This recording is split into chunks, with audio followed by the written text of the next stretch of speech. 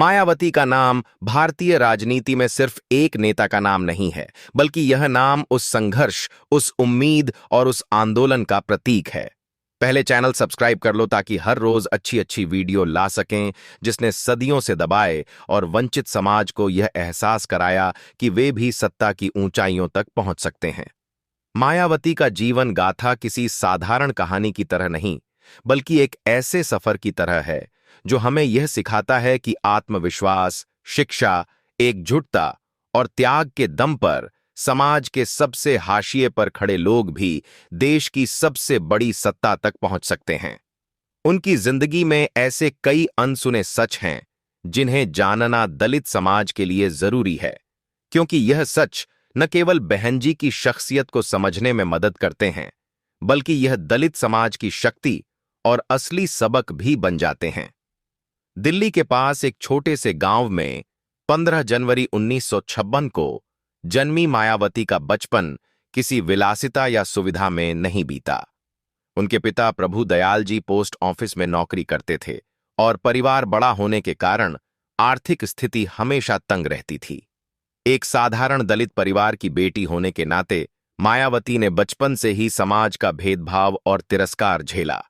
School के दिनों में जब वे पढ़ाई करने जाती थीं, तो ऊंची जाति के बच्चों का व्यवहार उनके साथ हमेशा अलग होता था। कई बार उन्हें ताने सुनने पड़ते थे, कई बार अध्यापक भी उन्हें कमतर समझते थे। लेकिन मायावती ने कभी हार नहीं मानी।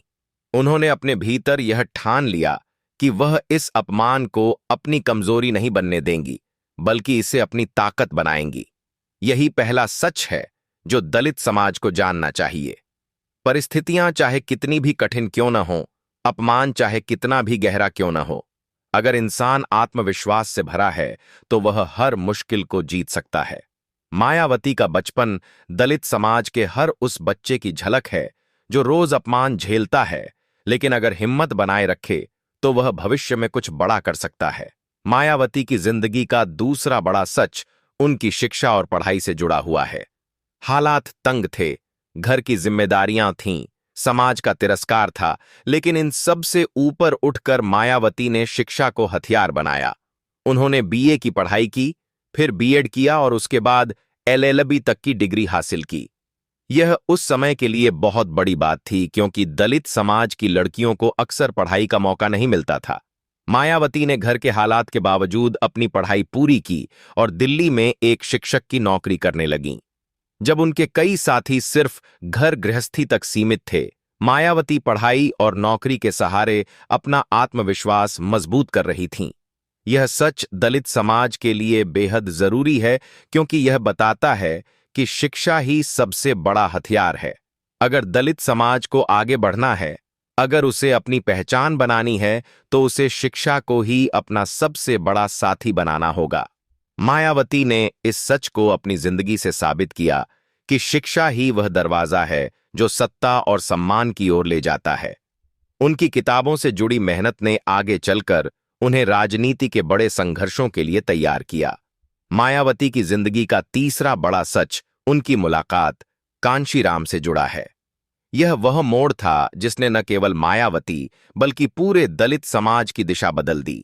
उस समय मायावती एक शिक्षक थीं और समाज की अन्यायपूर्ण व्यवस्था पर बेबाकी से बोलती थीं। एक दिन उनकी भाषण देने की शैली और जज्बे ने कांशीराम का ध्यान खींचा। कांशीराम ने उनसे मुलाकात की और कहा कि अगर तुम राजनीति में आओगी तो तुम्हारी आवाज करोड़ों दबे कुचले लोगों की आवाज बन जाएगी। उन्होंने मायावती से कहा कि एक शिक्षक के तौर पर तुम कुछ 100 बच्चों की जिंदगी बदल सकती हो, लेकिन राजनीति में आकर तुम पूरे समाज का भविष्य बदल सकती हो। यह बात मायावती के दिल को छू गई, लेकिन राजनीति में आना आसान फैसला नहीं था। मायावती की नौकरी सुरक्षित थी, परिवार की जिम्मेदारियां थीं और राजनीति में कदम रखना जोखिम भरा था। लेकिन उन्होंने अपने व्यक्तिगत हितों से ऊपर उठकर समाज के लिए काम करने का फैसला लिया और नौकरी छोड़ दी। यही तीसरा अनसुना सच दलित समाज को जानना चाहिए। अगर समाज के लिए कुछ बड़ा करना है तो व्यक्तिगत सुख सुविधाओं का त्याग करना होगा। मायावती ने यह दिखाया कि सच्चा नेतृत्व त्याग की मांग करता है और इस त्याग से ही क्रांति पैदा होती है। चौथा अनसुना सच, मायावती के राजनीति में संघर्ष और सत्ता तक पहुंचने से जुड़ा हुआ है। बहुजन समाज पार्टी की शुरुआत बेहद कठिन परिस्थितियों में हुई थी। ऊंची जातियों और बड़े घरानों का प्रभुत्व राजनीति में इतना गहरा था कि एक दलित महिला के लिए उसमें जगह बनाना नामुमकिन सा लगता था। लेकिन मायावती ने हर अपमान, हर षड्यंत्र और हर बाधा का डटकर सामना किया। 1995 में वे पहली बार उत्तर प्रदेश की मुख्यमंत्री बनी और यह दलित समाज के इतिहास में एक मील का पत्थर था। एक दलित महिला देश के सबसे बड़े राज्य की मुख्यमंत्री बनी, यह किसी चमत्कार से कम नहीं था। मायावती ने अपने कार्यकाल में कई ऐसे फैसले किए जिन्होंने दलित समाज का आत्मविश्वास बढ़ाया। उन्होंने शिक्षा, रोजगार और आरक्षण से जुड़े कदम उठाए, दलित समाज के लिए योजनाएं शुरू कीं और सबसे बड़ी बात, उन्होंने यह साबित किया कि सत्ता के गलियारों में भी दलितों की आवाज गूंज सकती है। लेकिन यह सफर आसान नहीं था। विपक्ष ने उन्हें कई बार गिराने की कोशिश की, बार बार बदनाम किया गया, लेकिन मायावती हर बार और मजबूती से खड़ी रहीं। यह सच दलित समाज को यह बताता है कि अगर संघर्ष जारी रहे और समाज एकजुट रहे तो सत्ता और सम्मान तक पहुंचना संभव है। मायावती का पांचवां और सबसे महत्वपूर्ण अनसुना सच उनके जीवन की सोच और त्याग से जुड़ा हुआ है। मायावती ने कभी शादी नहीं की, न ही व्यक्तिगत जीवन की ओर ध्यान दिया। उनका पूरा जीवन समाज को समर्पित रहा। उन्हें सान जिद्दी न दिए था नरना।